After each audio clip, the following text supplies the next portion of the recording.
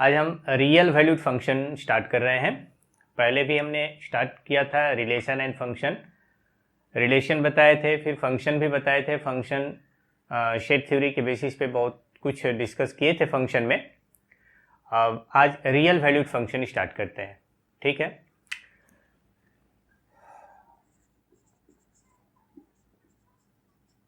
Real valued function, suppose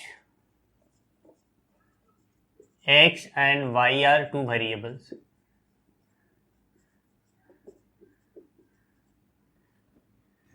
among which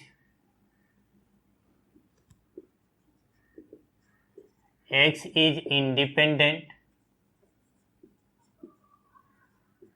and y depends upon x such that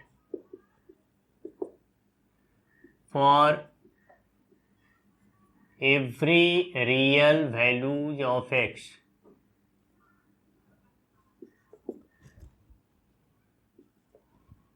in a given set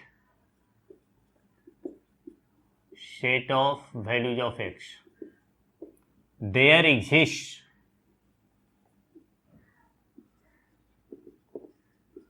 a real and definite value of y, then we say that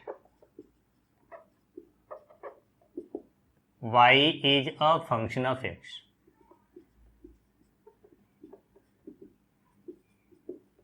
and is denoted as y equal to fx।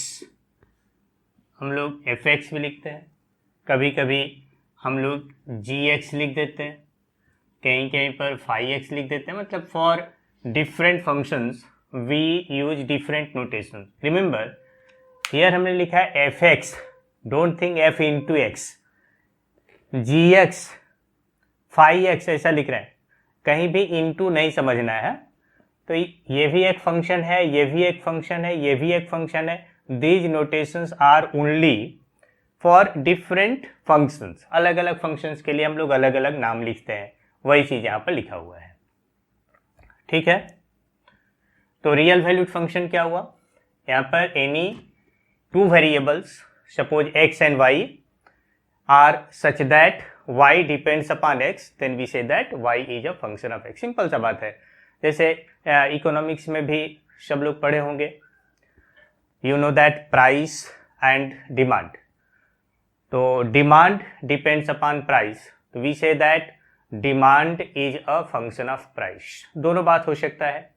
अगर किसी case में reverse हुआ, suppose कर लो price depends upon demand, तो we say that price is a function of demand.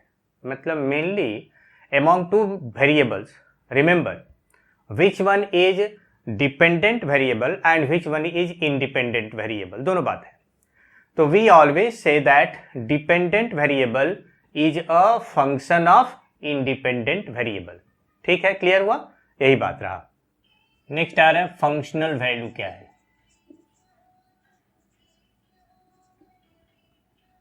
Suppose fx is a function of x,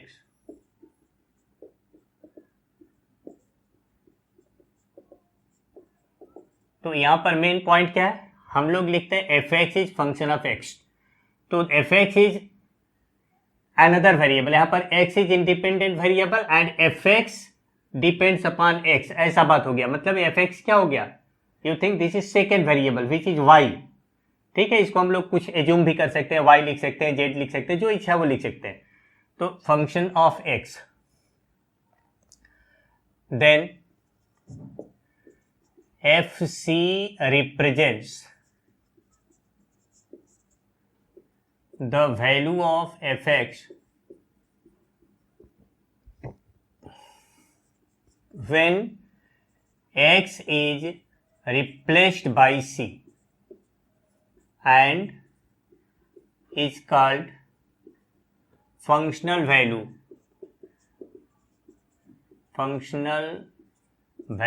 of function at x equal to, as for example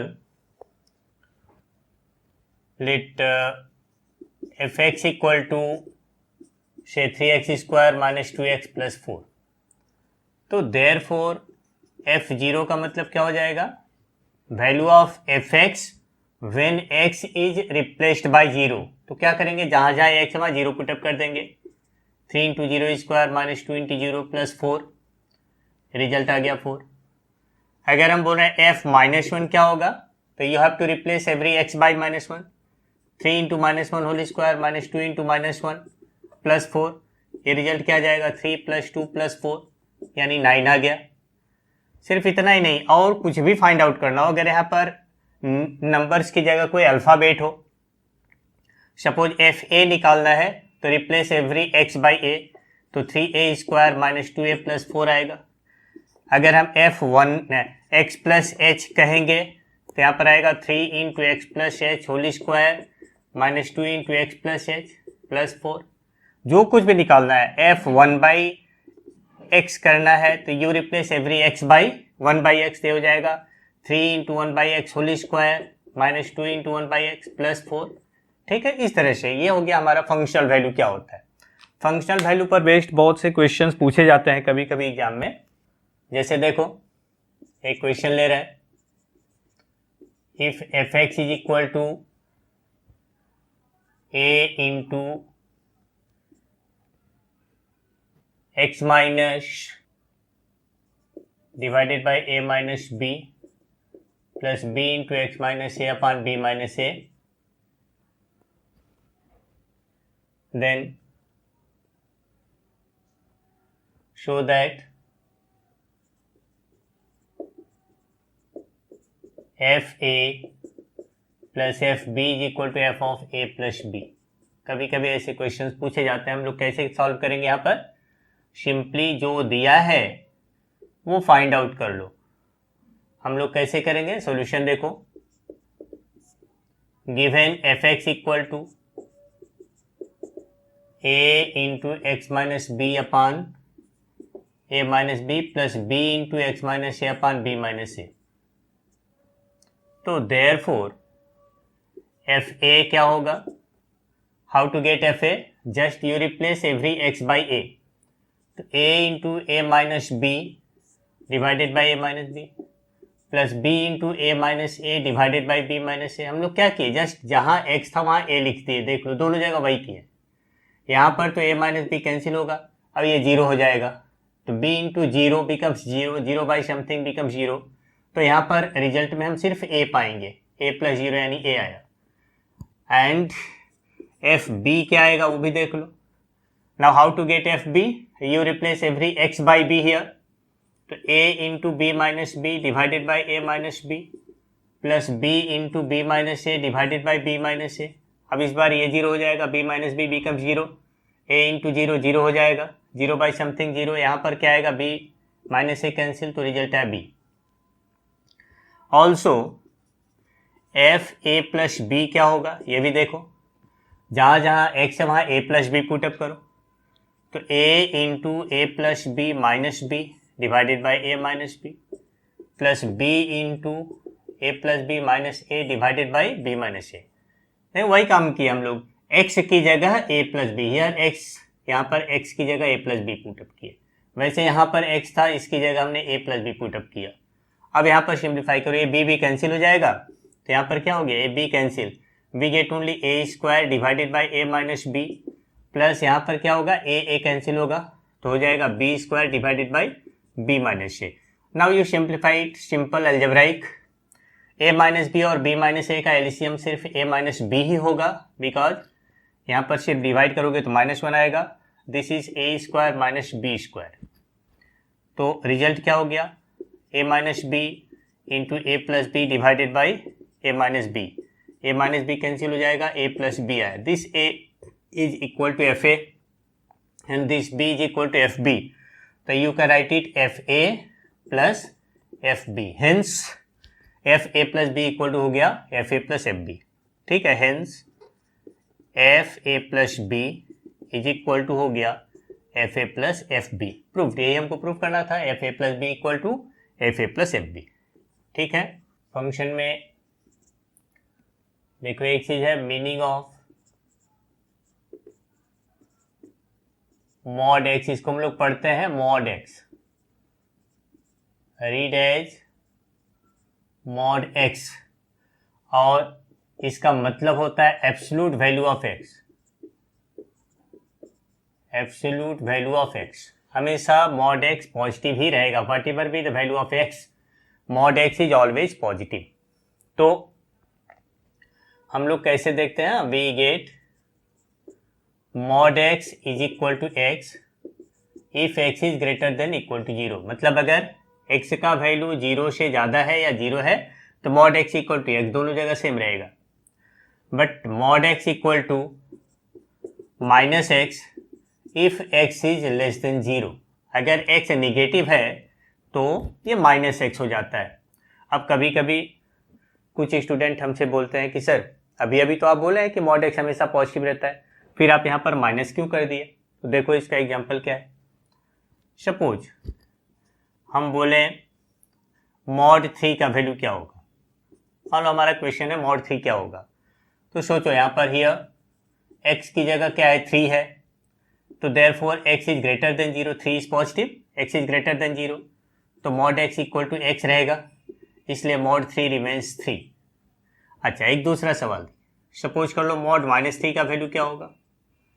अब यहाँ पर हम देखते हैं हियर एक्स का value क्या है, -3 है, -3 मतलब क्या हुआ, एक्स निगेटिव हो गया, लेस देन 0 है, और अगर एक्स का वैल्यू लेस देन 0 है तो मॉड एक्स इक्वल टू क्या होगा, -x होगा।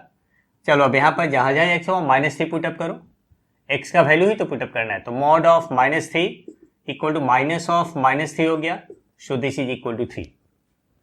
तो यहाँ पर ये जो माइनस था, ये माइनस किसके लिए था, इस माइनस के कारण ही ये प्लस हो गया, minus into minus becomes plus. तो -x हमेशा निगेटिव नहीं होता, ये जरूरी नहीं है, ठीक है। तो if x is negative then -x becomes positive, simple सा बात ये रहा। वही चीज यहां पर लिया जा रहा है। तो mod x is equal to, ये डेफिनेशन है, mod x equal to x if x is greater than equal to 0 and mod x equal to -x if x is less than 0, ये बात ध्यान रखना। अच्छा, इसके और कुछ एक प्रॉपर्टीज हैं, नोट हियर। फर्स्ट पॉइंट है mod of x will be same as mod of -x। देखो अभी अभी बताए मॉड 3 का वैल्यू भी 3 आया था, मॉड -3 का भी वैल्यू 3 आया था, तो ये दोनों हमेशा इक्वल होगा। सेकेंड पॉइंट है कि if mod x is less than equal to k, suppose कर लो k इज एनी नंबर, और बोला जा रहा है कि mod x is less than equal to k, तो हम क्या कंक्लूड करते हैं, then we conclude that either x is less than equal to k और x is greater than equal to -k, दो बात होगा, ठीक। तो मतलब ये हुआ कि therefore -k less than equal to x less than equal to k, ऐसा होगा। यहाँ पर k is any number, obviously k will be positive, remember it, because ये mod x लिखा हुआ है, तो k must be positive। जैसे देखो एक एग्जांपल दिए, ऐसे से mod x is less than equal to 1, तो what you conclude here, consider how to get, take a number line and mark 2 points, this is -1 and this is 1, other numbers are here, like यहाँ पर 2 हो जाएगा, ये 3 हो जाएगा, ठीक है, and so on, this is -2 -3 and so on. तो think I taken mod x is less than 1, तो कैन यू टेक इट -2, -2 लिया जा सकता है क्या, नहीं, क्यों, अगर हम x की जगह -2 लेते हैं तो मॉड ऑफ -2 बिकम्स 2, तो 2 बिकम्स ग्रेटर देन 1, इसीलिए हम लोग ये वैल्यू नहीं लेंगे, ठीक है। हम क्या ले सकते हैं, -1 से 1 के बीच में ये जितना वैल्यू आएगा ये सारा वैल्यू होगा x का, मतलब x satisfies all these values, तो हम बोल सकते हैं therefore -1 less than equal to x less than equal to 1। एक थर्ड पॉइंट है, अगर हम बोल रहे हैं कि if mod x is greater than equal to k, then we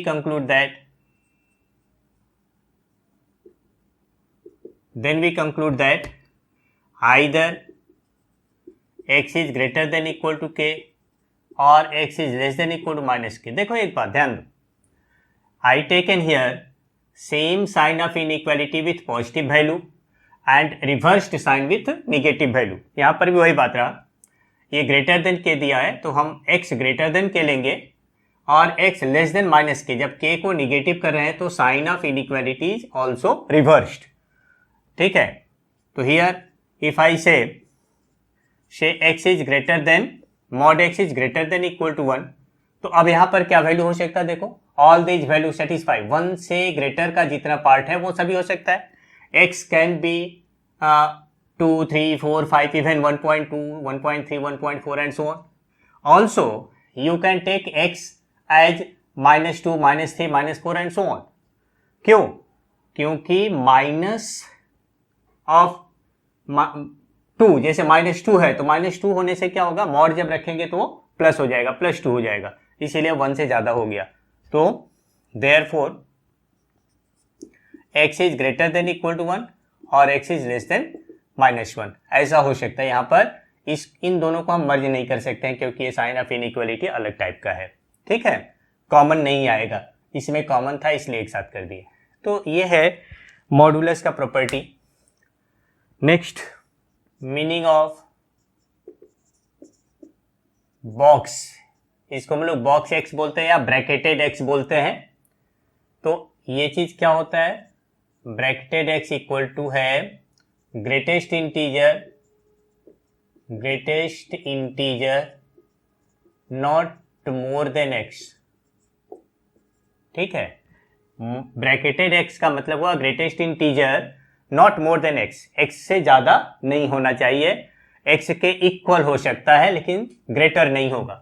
तो देखो अगर यहां पर हम लोग लेते हैं केस 1 लिए, if x is an integer then box x remains x, ऐसा होगा। जैसे एज फॉर एग्जाम्पल अगर हम ब्रैकेटेड 3 लेते हैं तो इसका वैल्यू 3 आएगा, ब्रैकेटेड -3 लेते हैं तो इसका वैल्यू भी -3 आएगा। यहाँ पर कोई प्रॉब्लम नहीं है, पॉजिटिव है तो पॉजिटिव, निगेटिव है तो निगेटिव, जो भी है वही होगा, बिकॉज निगेटिव भी इंटीजर होता है ना, integers are positive as well as negative. तो यहाँ पर हम देखेंगे केस 2 लिए, if x is not an integer, ठीक है, then it must lie between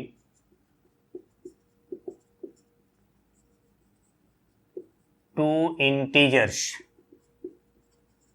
हमेशा होगा, कोई भी अगर नंबर इंटीजर नहीं है तो ये 2 इंटीजर के बीच में लाई करेगा, से n and n+1। तो therefore we take box x equal to only n, है ना। देखो यहां पर हमने क्या लिया, this is n, obviously n+1, x lies anywhere between n and n+1, कहीं भी हो, ठीक है, कहीं भी हो। सपोज कर लो ये हम ले रहे हैं बॉक्स 2.35 है, तो you see 2.35 must lie between 2 and 3। तो यहां पर क्या हो गया, ये नंबर 2 है, ये नंबर 3 है, तो 2.35 कहीं भी यहां पर हो सकता है ना, कहीं भी हो, ये 2.35 है। 2.35 lies between these 2 integers, then greatest integer not more than this, इससे ज्यादा नहीं होना चाहिए। अब इंटीजर्स 2 के बाद तो 3 ही आएगा, अगर हम इसका वैल्यू 3 ले लेते हैं तो इससे ज्यादा हो जाता है, इसीलिए हम क्या लेंगे, ये लेंगे 2, तो इसका वैल्यू आएगा 2। कभी भी हम इससे ग्रेटर नहीं लेंगे, इवन अगर यहाँ पर 2.99 होता बॉक्स है तो भी इसका वैल्यू हम 2 लेंगे। बहुत से स्टूडेंट बोलते हैं कि सर 2.99 तो हम लोग अप्रॉक्सीमेटली 3 ले लेते हैं, ठीक है, हाँ लेते हैं, बट अप्रॉक्सीमेटली 3 लेते हैं, ठीक है, जहाँ आवश्यकता पड़ती है वहाँ पर। बट यहाँ पर ये फंक्शन दिया हुआ है ब्रैकेटेड बॉक्स यानी greatest integral function, it is also called greatest integral function. ठीक, तो यहां पर ग्रेटेस्ट इंटीग्रल फंक्शन, ठीक है, यहां पर हम इसे 3 नहीं लेंगे, यहां पर हम 2 ही लेंगे, ध्यान रखना। हाँ, अगर निगेटिव नंबर है तो सपोज एक निगेटिव एग्जांपल लिए, जैसे निगेटिव नंबर लेते हैं, बॉक्स से -2.75 है। अब यहां पर क्या होगा, देखो -2.75, think this is -2, this is -3 ले लेते हैं, -2 लिए, ठीक है, यहाँ पर -1 होता है, फिर यहाँ पर 0 होता है एंड सो ऑन। मतलब जो ग्रेटर नंबर होता है हमेशा राइट साइड में और स्मॉलर नंबर हमेशा लेफ्ट साइड में लिखा जाएगा। -2.75 इन दोनों नंबर के बीच में होगा, ठीक है, यहाँ पर है। तो if you are taking -2 is greater than -2.75, इसीलिए इसका वैल्यू हम क्या लेंगे, -3। ठीक, तो ये हो गया हमारा ग्रेटेस्ट इंटीग्रल फंक्शन। नेक्स्ट है, एक क्वेश्चन दे रहे हैं, if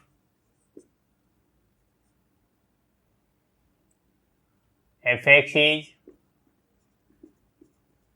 any function of x and 2fx plus 3f minus x is equal to 4x plus 7, find fx। मान लो ऐसा सवाल दे दिए, 2fx plus 3f minus x equal to 4x plus 7 and we have to find out fx। now what to do, अब क्या करेंगे, यहाँ पर देखो,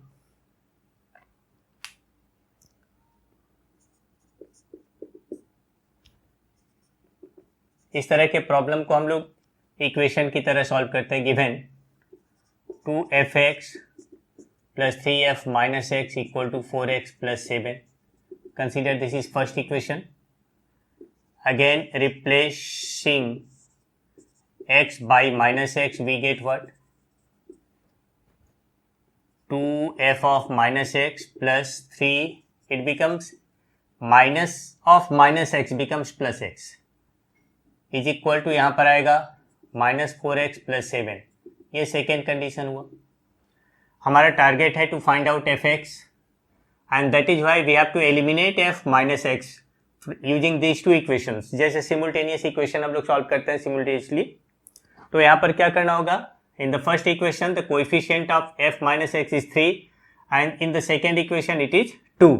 तो क्या करोगे, फर्स्ट इक्वेशन को 2 से, सेकेंड इक्वेशन को 3 से मल्टीप्लाई कर दिए और यहाँ पर लिखेंगे equation 1 into 2 implies 4fx plus 6f minus x equal to 8x plus 14 and equation 2 into 3 is equal to होगा 6f minus x plus 9fx is equal to -12x plus 21।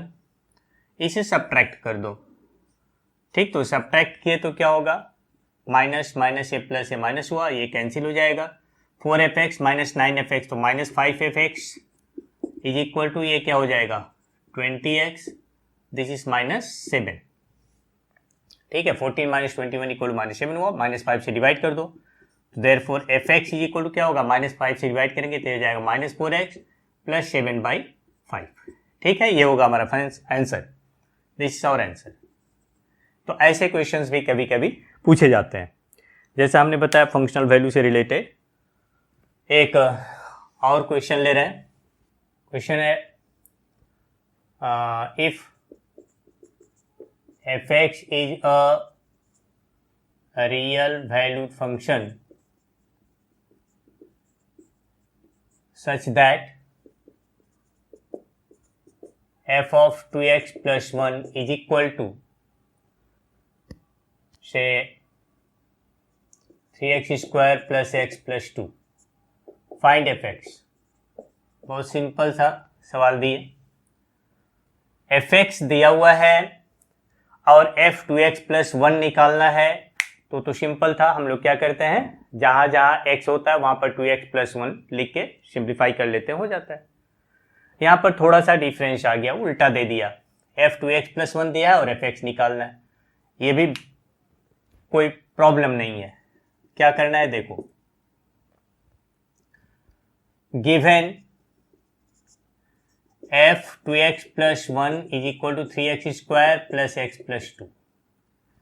तो in order to find fx, ठीक है, we have to replace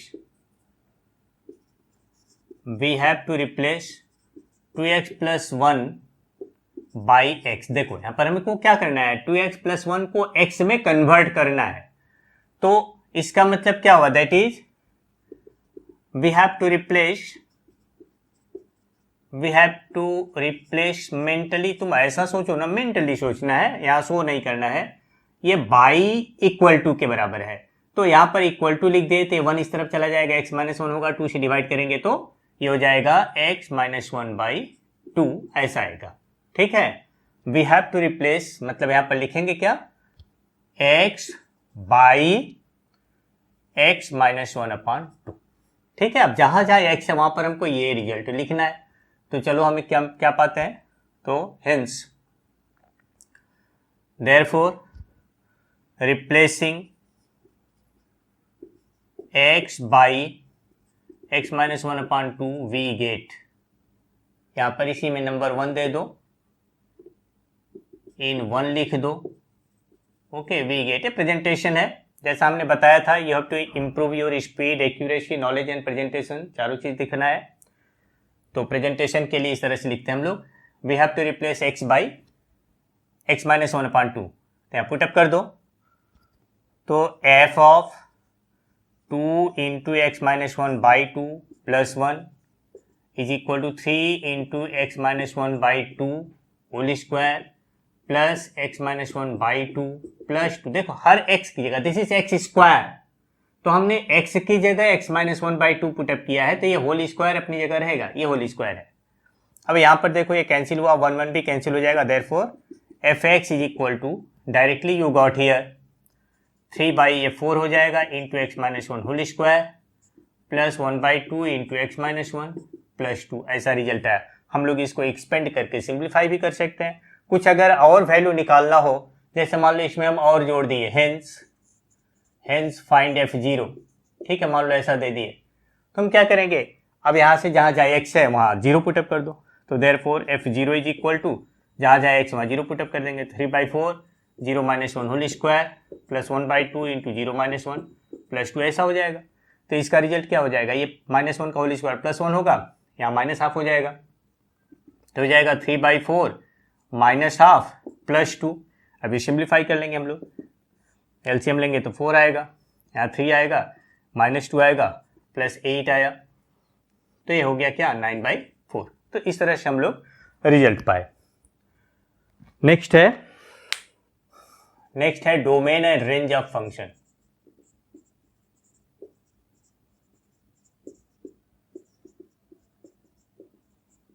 देखो domain, जैसा हम लोग पहले बताए थे कि if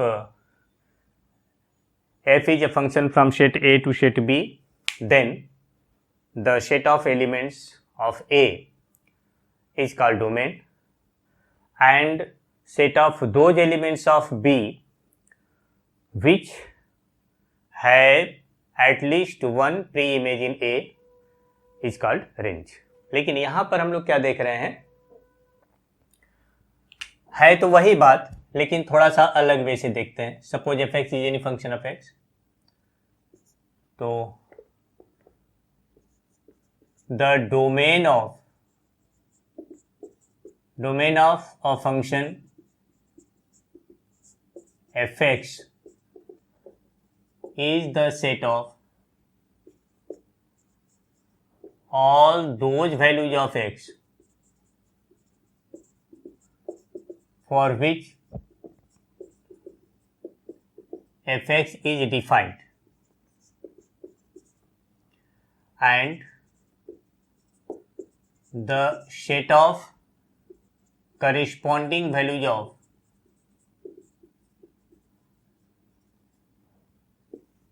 of fx is called range of fx.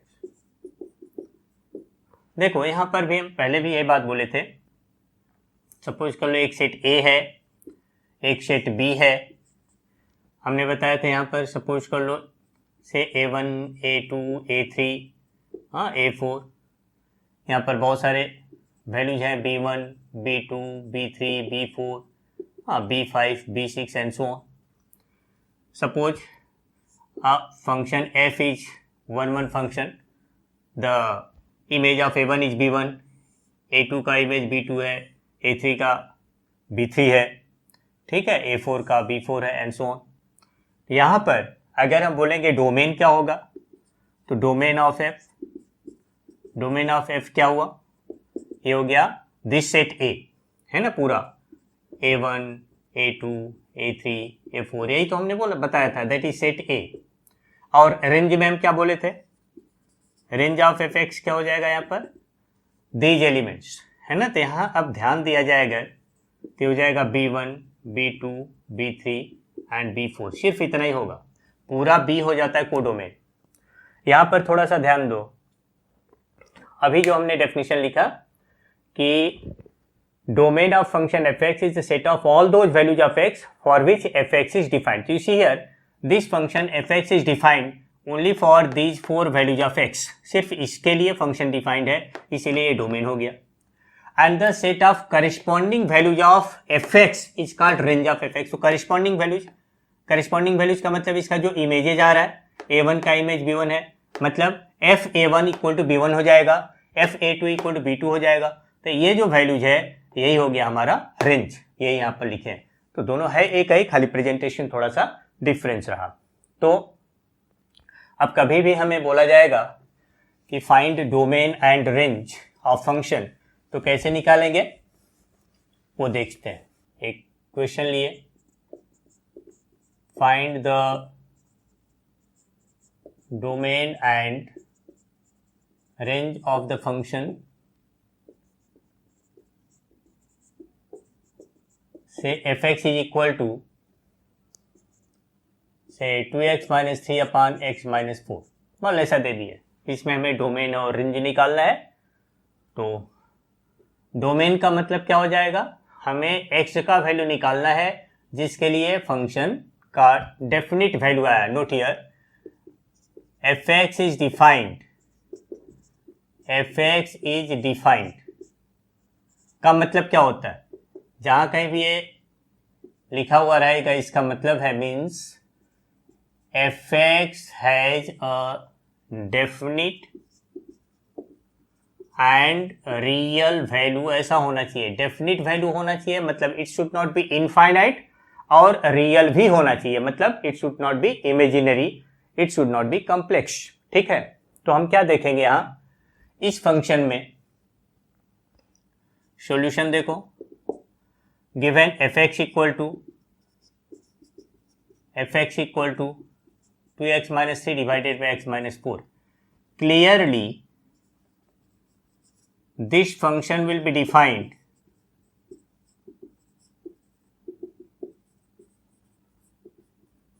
when x minus 4 is not equal to 0. मतलब डिनोमिनेटर किसी भी टर्म में, if any function is in the form of something by something, it will be defined when denominator is not equal to 0. That is, x is not equal to 4. तो x का value 4 अगर लिख देते हैं तो क्या हो जाएगा, न्यूमरेटर में हो गया 8 minus 3 5 divided by 0, something by 0 becomes undefined, infinite, इसीलिए ये नहीं होगा. तो अब क्या होगा, हमें डोमेन लिखना है, तो डोमेन में हमें x का वैल्यू बताना होगा, क्या होगा ये बताना है. अभी तक हमने क्या पाया है, 4 नहीं होगा. ठीक, तो क्या होगा, मतलब 4 छोड़ के सब कुछ हो सकता है, हम यहाँ पर वही लिखेंगे. तो therefore domain of fx becomes all real number except 4. ठीक है, मतलब where r is set of all real numbers. Okay, 4 को छोड़ के बाकी सभी कुछ हो सकता है. ये हो गया डोमेन हमारा. अब रहा बात रेंज निकालना. रेंज कैसे निकालेंगे, चलो रेंज के लिए हम इसे एज्यूम कर लेते हैं, let y equal to f x, क्योंकि रेंज मतलब हमें पूरा फंक्शन का वैल्यू क्या होगा। देखो अभी हमने बताया कि x का वैल्यू 4 छोड़ के सब कुछ हो सकता है। जैसे मान लो हम x का वैल्यू 0 पुटअप करें तो यहाँ पर आएगा -3 डिवाइडेड बाय -4, आंसर हो जाएगा 3/4। 3/4 is a definite value, 3/4 is a real value, इसीलिए 0 हो सकता है। ठीक है, x का वैल्यू अगर हम 1 पुटअप करते हैं तो यहाँ पर हो जाएगा 2 - 3, यहाँ पर आएगा 1 - 4, तो 2 - 3 becomes -1 डिवाइडेड बाय -3, आंसर हो जाएगा 1/3, ये भी हो सकता है।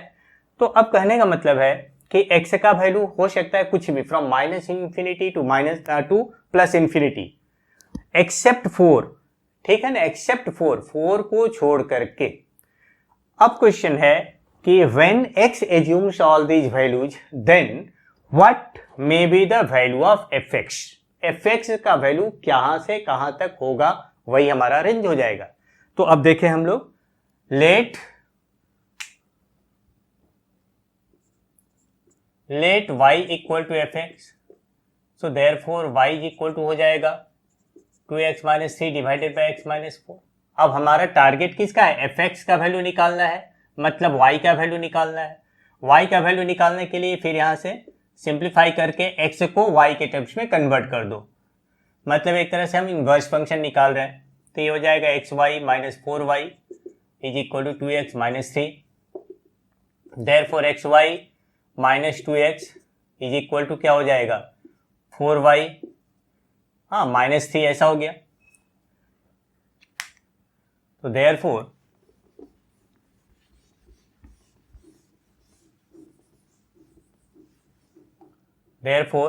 x कॉमन लिए, y - 2 इज इक्वल टू हो गया 4y - 3, तो x इज इक्वल टू हो जाएगा 4y - 3 डिवाइडेड बाई y - 2, ऐसा हो रहा है। अब यहां पर मेंटली ये सोच लो कि x becomes function of y, यहां पर हमने रिवर्स कर दिया। अगेन थिंग सेम थिंग, जैसे हम लोग डोमेन फाइंड आउट किए थे वैसे ही यहां पर भी निकालना है। अब see for what value of y this function will be defined, तो देखो ये function will be defined when y - 2 is not equal to 0। तो खाली लिखेंगे किस तरह से, for any real and definite value of x, यहां पर y - 2 is not equal to 0, denominator should not be 0, therefore y is not equal to 2, y का value 2 नहीं हो सकता है। तो अब क्या होगा, अगर y का वैल्यू 2 नहीं है तो और बाकी कोई भी वैल्यू हो सकता है depending upon the value of x। So therefore y का वैल्यू यानी range of fx, range of fx हो गया सब कुछ एक्सेप्ट 2, r - 2, ठीक। तो r mean set of all real number, तो सब कुछ हो सकता है सिर्फ 2 नहीं होगा। क्लियर। अब यहां एक छोटा सा बात बता दें, how to find out domain of any function, कैसे हम लोग निकालेंगे डोमेन के बारे में थोड़ा सा कुछ इंपॉर्टेंट पॉइंट्स नोट करना कि कब फंक्शन डिफाइंड है। तो जब कभी भी हमें बोला जाए कि find out domain of given function, जो भी फंक्शन दिया रहेगा, तो we have to find out the set of those values of x for which f x is defined, ठीक। तो अब देखो ये डिपेंड करता है कि एफ एक्स कैसा है, ठीक है। तो नोट आउट करोगे, नोट हियर, फर्स्ट पॉइंट है if f x is in form of u by v, something by something, then it will be defined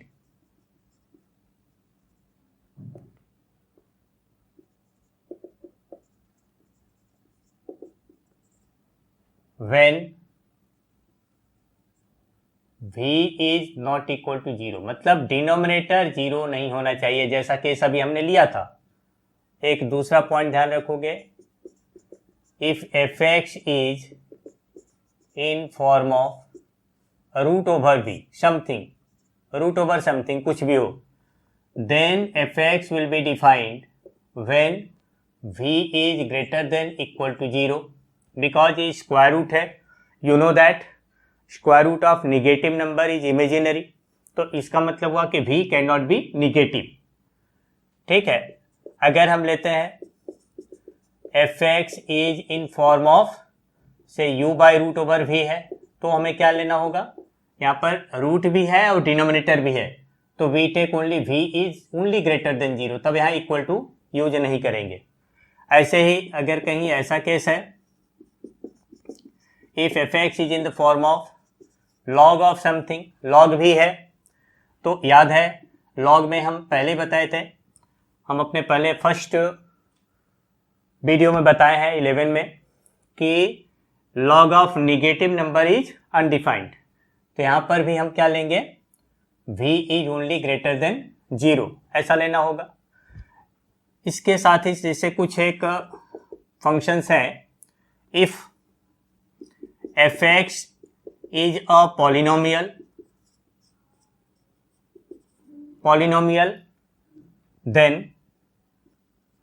then it will be defined for all real values of x. मतलब यहाँ पर domain क्या हो जाएगा, all real number. ठीक. तो अब देखो, याद करो पॉलिनोमियल क्या होता है, ध्यान रखना है. पॉलिनोमियल क्या है, याद है कि नहीं याद है? पॉलिनोमियल है an expression of the form, any expression of the form say a0 into x power n plus a1 into x power n minus 1 plus a2 into x power n minus 2 plus and so on is called polynomial. Remember, in a polynomial the power of x will be positive integer or 0. मतलब x का कोई भी power negative नहीं होगा, x का कोई भी power fraction नहीं होगा. Nothing is in the denominator. ठीक है. हाँ, ये कोएफिशिएंट फ्रैक्शन हो सकते हैं, कोएफिशिएंट फ्रैक्शंस हो सकते हैं, where a0, a1, a2, a3 these are the coefficient, they are constant. x का पावर हमेशा पॉजिटिव होगा और होल नंबर होगा, 0 हो सकता है, जैसे यहाँ पर कांस्टेंट है, x का कोई पावर नहीं है, you can consider this is x power 0, सिर्फ यही होगा.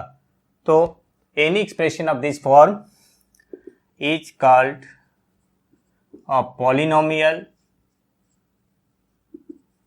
Of degree n.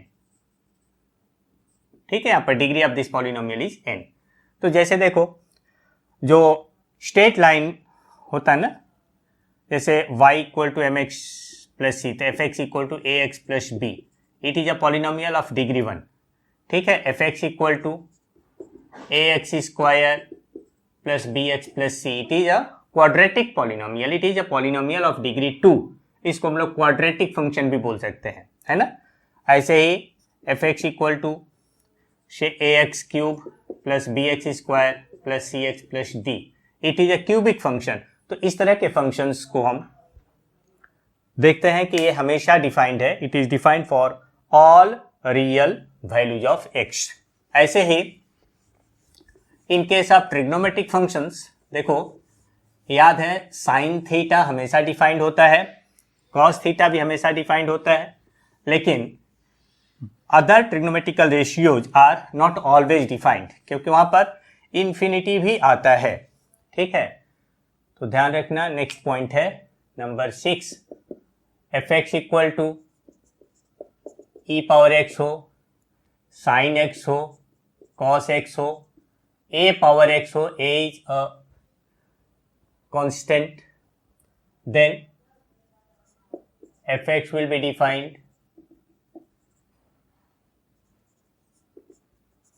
defined for all x belonging to real number. मतलब x के सभी वैल्यूज के लिए, सभी रियल वैल्यूज के लिए डिफाइंड है.